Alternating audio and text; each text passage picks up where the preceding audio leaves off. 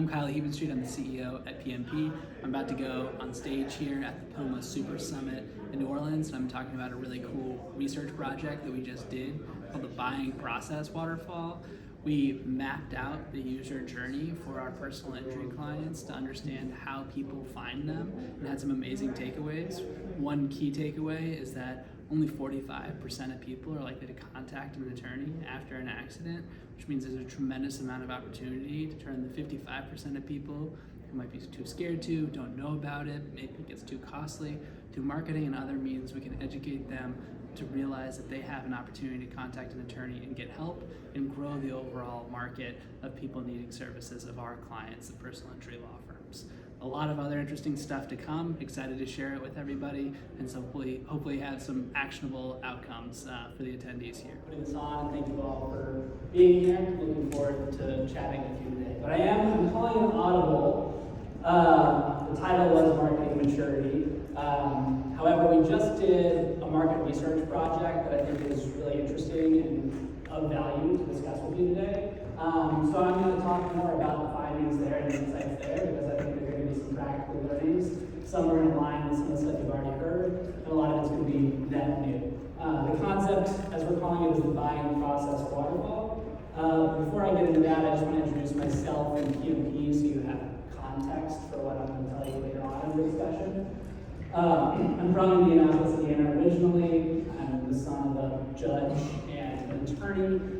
A love of movies took me to Los Angeles. I studied film and business at USC, and then as we mentioned, I spent my time in LA working at a company called Skydance Media, which has been in headlines recently because they're potentially going to acquire Paramount Pictures. But while I was there, we produced movies like Mission Impossible and Star Trek Into Darkness and World War Z, and in fact, Terminator, Genesis. So I was more in a creative role, but I fell in love with the business side of Skydance and learned a lot operating underneath the CEO and wanted to pursue a career that was more entrepreneurial. So I got my MBA at Indiana University at the Kelley School of Business, and then I pursued opportunities with Deloitte's consulting practice based out of Chicago. And there aren't a ton of media people at Deloitte, so I got put on all the media projects, which is super interesting. I worked on the AT&T Time Warner merger, how we use consumer data to improve content. I worked on the Time Meredith merger, and I spent a lot of time working with the Google News Initiative on advising local media companies like Tampa Bay Times, the Philadelphia Inquirer, and others, and how they can use audience data to drive engagement and monetization on their digital platforms and build sustainable business models. And then I had a really unique opportunity to partner with an investment firm based out of Chicago and acquire PMP. And for those who are not familiar, PMP has been around for over 20 years. It was started by John Morgan of Morgan. It started initially as a sort of network referral circle. It was kind of the promise was like learning the Morgan model for building personal injury practice. It evolved into an advertising agency over the subsequent 10, 15 years. And then as Morgan and Morgan began to grow, we created some friction in our clients' markets, which created some challenges in business, and his business partner was looking to retire. And I saw an opportunity to buy a really great business with a really great team in an exciting industry. And so I came on a little over 2 years ago, and I've been aggressively investing in the business and the infrastructure to improve our capabilities and our service offering, and also, frankly, to future-proof PMP for the future of personal injury law and advertising. Advertising is probably moving more quickly than personal injury law, but there are some macroeconomic trends that are affecting the industry, and I want to make sure we're staying ahead of those things on behalf of our clients. So with that said, I'll give you a brief spiel on PMP, but I don't want to spend too much time here. We're a full-service marketing firm. We'll help you build your digital presence. We do website services. We'll build your website as a standalone. We'll add content marketing to it, post on your social media, do technical SEO for you, etc. We'll also craft a bespoke marketing strategy across platforms, linear TV, bus ads, paid social, paid search, whatever's right for your firm and your market based on your objectives and your budget. We certainly have some clients that overlap both. Some are just website, some are just advertising. But these are the things that are up here. They're interesting to talk about and learn about if you don't know about them. But they're just tactics and tools. We're accountable for growing our clients' case volumes. There's like a lot more to it than just the tactics and and tools. What we're really doing is we're influencing people's behaviors so that they have a higher propensity to hire our clients after they get into an accident or the victim of some act of negligence. So we spend a lot of time thinking about the consumer journey broadly as it relates to what happens after a motor vehicle accident, but before somebody hires an attorney. And so this sort of quest has led me to a lot of interesting conversations. One of them is a former business school professor of mine who's now at the University of Wisconsin and focuses on brand asset management. And he turned me on to this book called The Organic Growth Playbook. Admittedly, it's like fairly academic and dry, not super interesting to like a broad audience, but it has a lot of really rich insights in here. And so this is what I wanted to share with you. The playbook approach is different than the conventional approach. The conventional approach would say, let's define our product or service and compare it and its differentiators relative to competition, highlight those differentiators through messaging to audience segments that are defined by sort of behaviors and demographics and things of that nature. The playbook approach would say, in a high competition, low differentiation marketplace, which I would contend personal injury law is one, and I say that as somebody who runs an advertising agency, which is also one, you spend a lot of money trying to differentiate based on very nominal differences between your competitors. A different way of thinking about it is understanding the journey or the habits or the behavior points that someone takes long before they get to your firm and try to influence them in a way that gives you greater leverage over their decision-making process and enhances the likelihood that they find your firm in your time of need. Which sounds good conceptually, but may not make a lot of sense immediately, so I'm going to talk you through a case study here. Terafix is a drug. It's actually a pseudonym because it was an actual case study, and there's confidentiality with the clients. The drug solves a disease that's asymptomatic and mostly impacts women.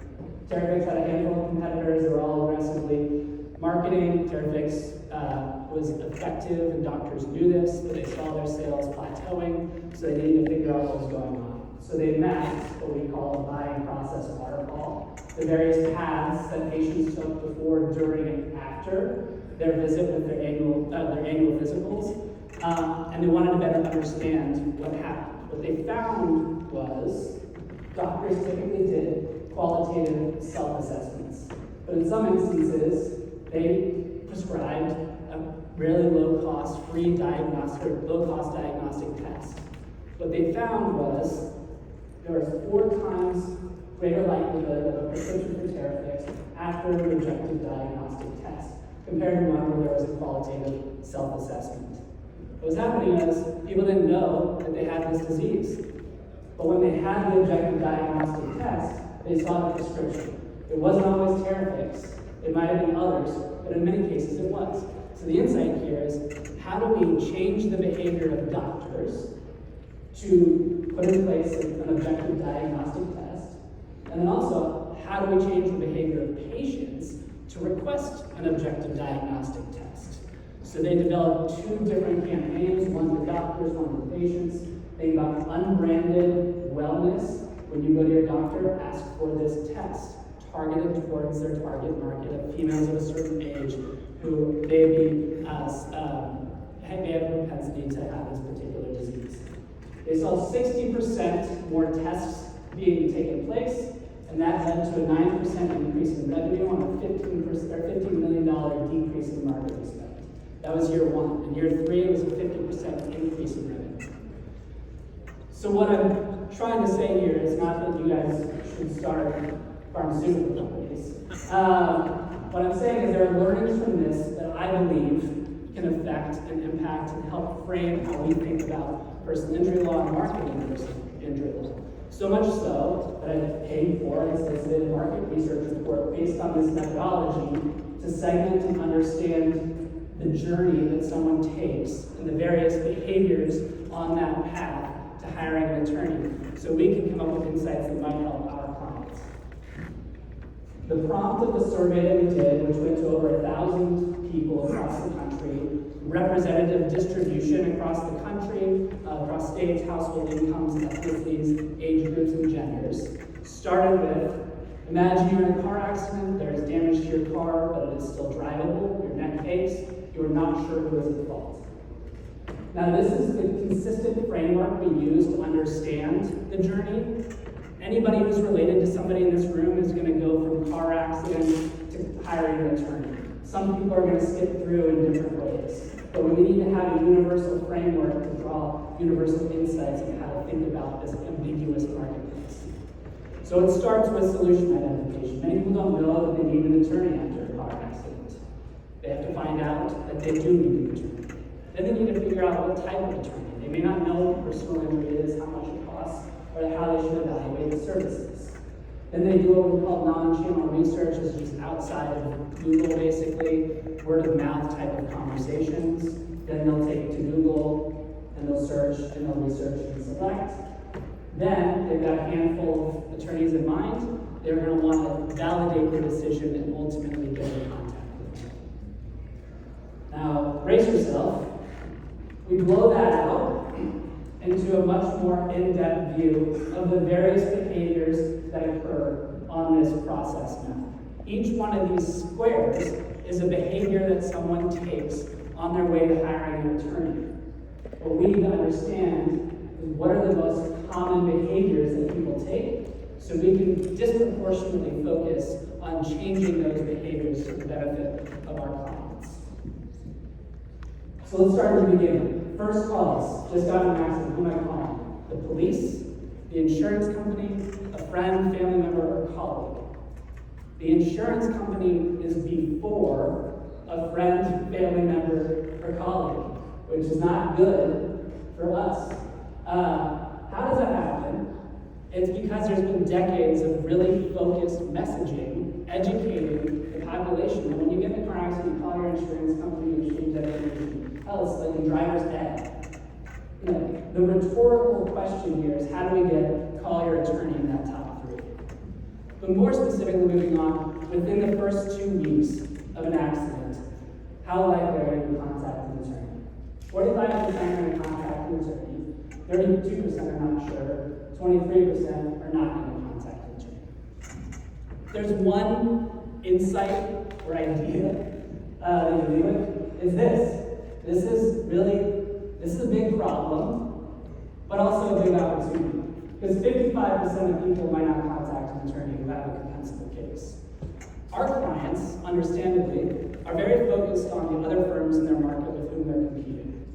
People bidding on their names and things of that nature. I get the psychology of it, but this data would suggest that the biggest competitor is inaction.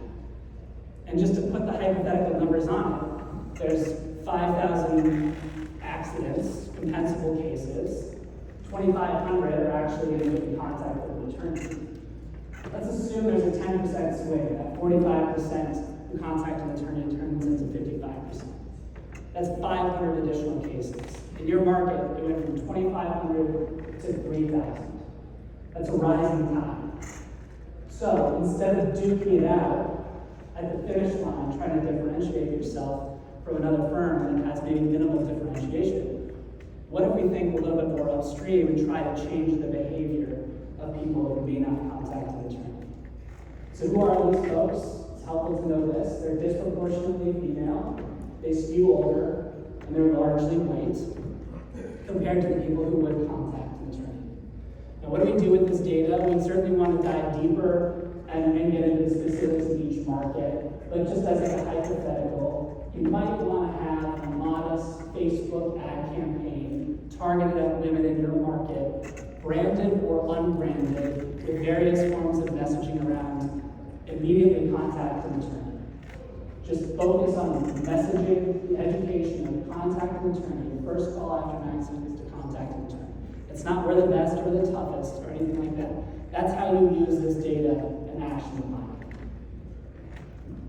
it. So why aren't people contacting an attorney? We need to understand these behaviors so we can remove the behavior blockers and influence them to contact an attorney. I'm going to focus on the top 4 here, but I don't think I need an attorney. I wouldn't think to contact an attorney. I can't afford an attorney, I feel bad suing someone. These are not good reasons to not take action. They're based on misconceptions or lack of conception, which means that this is a solvable problem based on messaging and education. So how do these folks identify the fact that they need an attorney? What behaviors do they take? They're going to talk to people in their network largely. They're going to talk to a doctor, a physical therapist, a police officer. They might have a difficult experience with an insurance company, or they'll talk to a family member, friend, or colleague. These are the influencers in their lives who you want to build relationships with or communicate with to further the education process.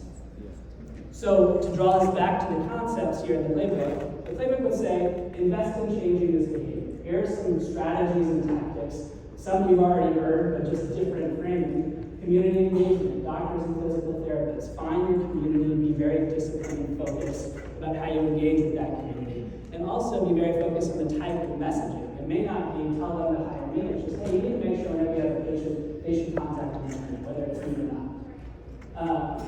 Client relationships. Ken just said this, it's true. You guys just have a bunch of emails in your CRM that you should be actively using to communicate with your existing clients, because those friends, family members, and colleagues are your former clients. And then lastly, messaging. This goes into paid advertising, content marketing, things of that nature. How can you influence your marketing to address this type of messaging and educate this audience? Case or no case is the thing we do with one of our clients.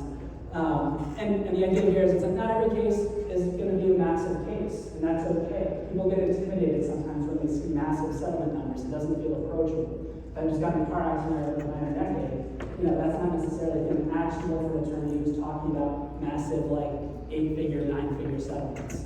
Similarly, testimonials. We talk a lot about testimonials that are very emotional because it can be oftentimes very emotional, but maybe that's not the best from a creative standpoint all the time.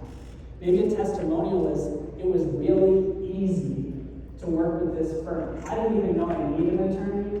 I found out I didn't think I did. It was easy. I texted them, we got in touch. The process was easy. It's not like I made a windfall out of this, and it's not about the results, it's about the process and how easy it was. We removed the friction and dispelled the mythology about how difficult it might be to hire an attorney. Those populations might be intimidated by attorneys. These are people who know that they need an attorney, but they don't necessarily know what type. 73% of the general population do not know that they need to contact a personal injury law. 20% of people said they would not contact an attorney because it was too expensive, despite the contingency fee model. And only 8% of the population knows that there is a no fee unless money is one pricing model for personal injury law.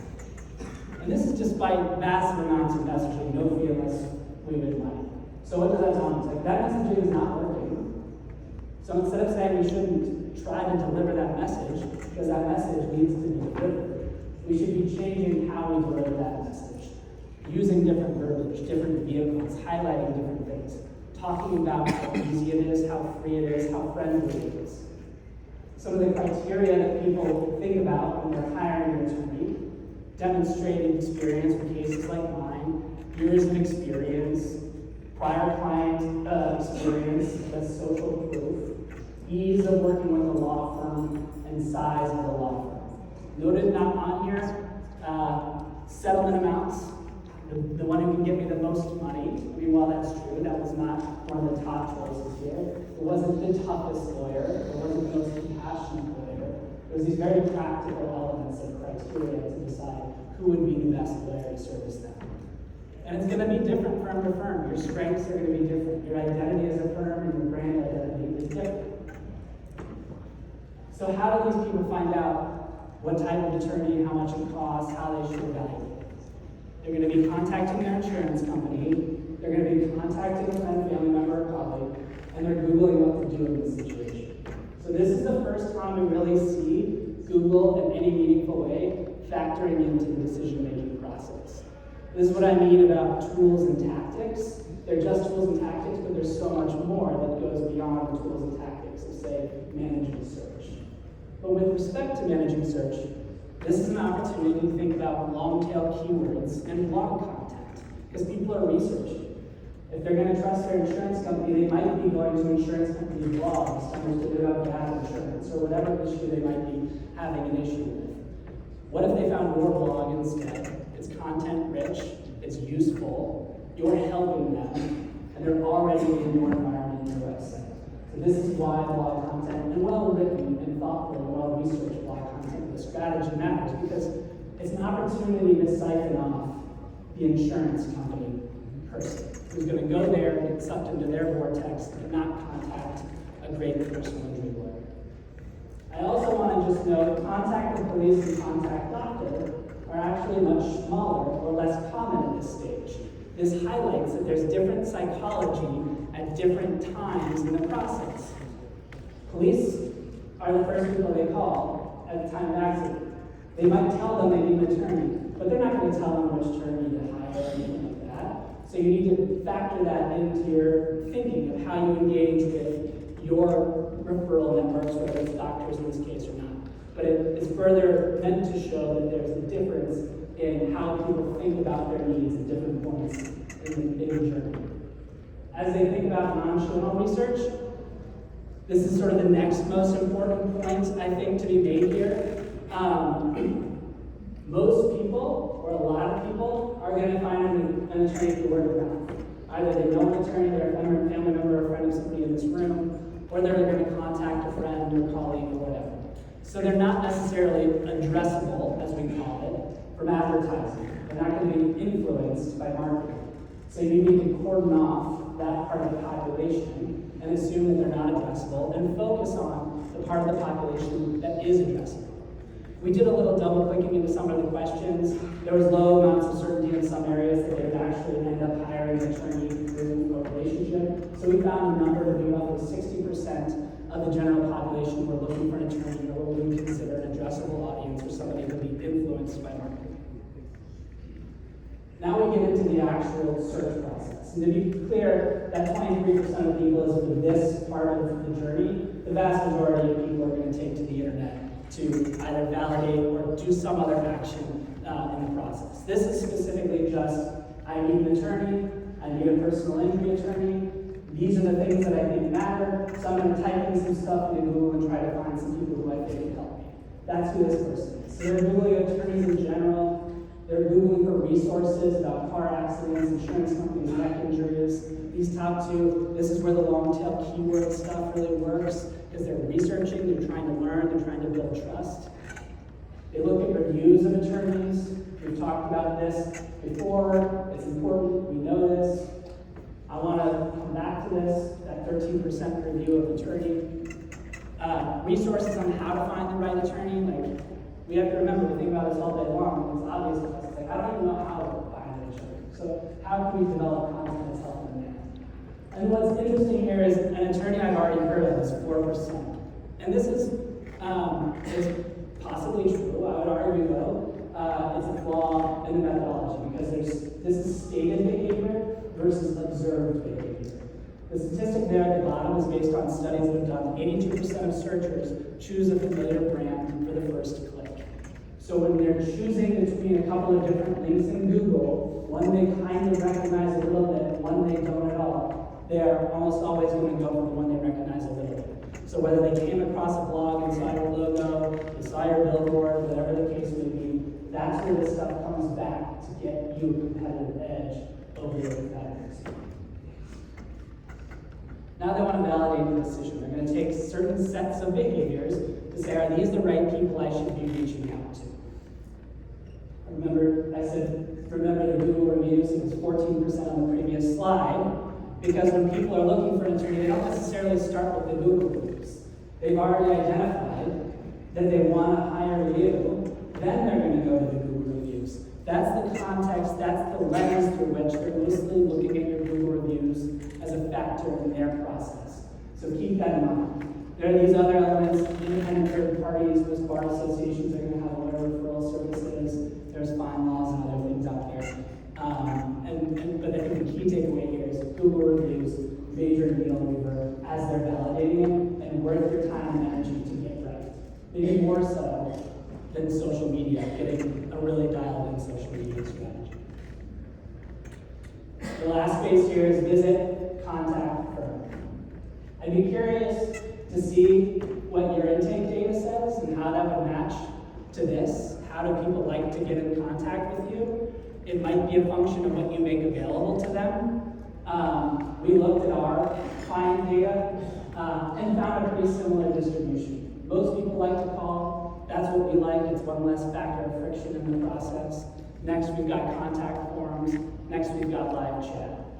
If you're not offering live chat, or your contact forms are broken, you're missing out on this population. You're missing the opportunity to influence this behavior to your benefit. But most importantly here, 76% of people are likely to contact multiple attorneys, so intake matters. Now, stated behavior versus observed behavior. If they call your firm and you've got a kick-ass intake, you're going to sign them up immediately. They're not going to fish around for others. So there is an opportunity to stem the process there and convert them into clients. And there's going to be an abundance of content around intake. Just another data point to reinforce that it's worth your time and energy to get it right. This is really dense knowing this is available to you, but I just want to re-summarize sort of a general map here. These are the percentages laid over. And as you recall, I said you want to first start with how common these behaviors are. Then you want to decide where do you have the most point of influence or most leverage to change a common behavior to your advantage. It depends on your goals, objectives, your budget capacity. One outcome might look like, you know what, I'm not going to focus on everything. I really shouldn't. I have limited resources and time and energy.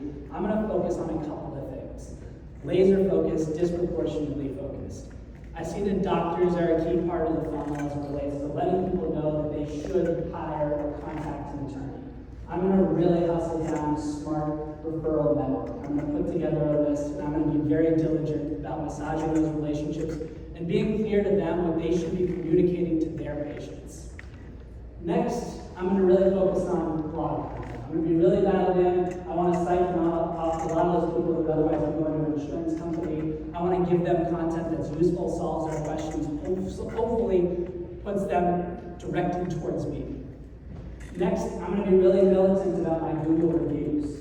I'm going to, it's awkward, I hate, it's uncomfortable to ask for a Google review, but no, I'm going to sign up with Bird Eye, I'm going to incentivize my staff with gift cards, I'm going to be militant about responding to Google reviews, I'm going to be really diligent, because I can get a lot of leverage in the validation phase, and it's worth my time as an input, because the return on that time is going to be so valuable. And lastly, I'm going to be really smart about my intake, and I'm going to be uncompromising about areas of my intake. So you've got 4 things to be really good at. I'm making this up, but whatever capacity you have in your firm, focus that on the areas where you think you can get most leverage based on your strengths and where you see the opportunity. Now this has been kind of like academic and conceptual, but I want to tie this back to the real world and give you some examples of this coming to life. And I don't pretend to say that they've done this study and know this. It's just I'm inferring this to draw out some of the parallels of what I'm saying. I was in LA a couple months ago. I saw this billboard on the 405, Jacoby Myers. It's a search bar, best car accident lawyers in California. They are trying to use brand awareness marketing to change behaviors, to take an action to go to search if you need an attorney.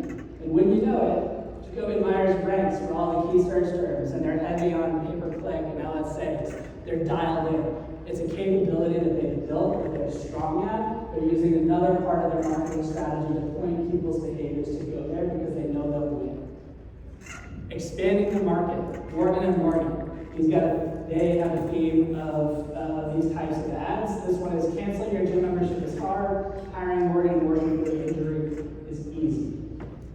People don't like friction in engaging in any product or service. What we're doing here, and the ad is got levity, it's not scary, it's not a white guy in a suit being intimidating, it's friendly, it's funny, it's got graphics that point to devices, mobile devices, and it's about being easy. They're expanding the market and talking to people who might not otherwise contact the attorney. So, 3 just general takeaways, because again, this is very dense, I realize that. Leave with this knowing 50% of people are not going to contact an attorney. Have a really smart content strategy. The days of set it and forget it TV campaigns are over. You need different messaging, different creative, different platforms for different audiences. If you really want to be surgical and smart, lean and mean and get the most out of your advertising campaign. Network matters. Get out in the community, no matter how hard it might be. Be deliberate, pick your lanes, build relationships with the communities where you think you've got most leverage, most opportunity, and most connection, so you can educate and evangelize your services, demystify what it's like to work with an attorney, and then pick your spot. Not everybody in here has got a Morgan & Morgan. In fact, I don't even say that nobody in here has a Morgan & Morgan marketing budget. But the idea is there's various marketing budgets, sizes of law firms, objectives. What do you want out of your law firm? Not everybody's trying to be the biggest. It's a lifestyle you create for yourself.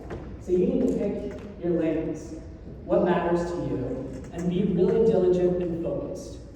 Where people get into trouble is they spread their strategy too thin. They're trying to do too many things at once, and they dilute the efficacy of every single thing that they do. So be smart, deliberate, and then most importantly, stick with it. Have the discipline to stick with it and have conviction in the strategic decision you're making for your firm. So with all this said, I'm happy to talk about marketing tactics and what we would do, but I thought it'd be most useful to come in here and try to encourage at least a few of you to maybe think about your marketing a little bit differently. The landscape is changing. It's a lot more competitive in personal injury law. There are a lot more platforms to advertise on. To be doing the same thing and expecting similar results is foolish. So you need to be disciplined, thoughtful, and thinking about your marketing in a 30,000-foot view. I get being obsessed with CPC and rankings, and those things certainly matter. But it's false precision if you don't have a smart, overarching strategy, and if you don't understand the physical world that your clients walk through to find you. So with that said, we're about at time, but I appreciate your time today. We'll make this available. I'm happy to have a conversation. There's a lot more data that underpins this too, by market, by demographic. You can slice it in really interesting ways. We just got this, so I wanted to summarize it for the purposes of this discussion today. But there will be more to come, and I'm happy to go deeper with anybody who'd like to have that conversation.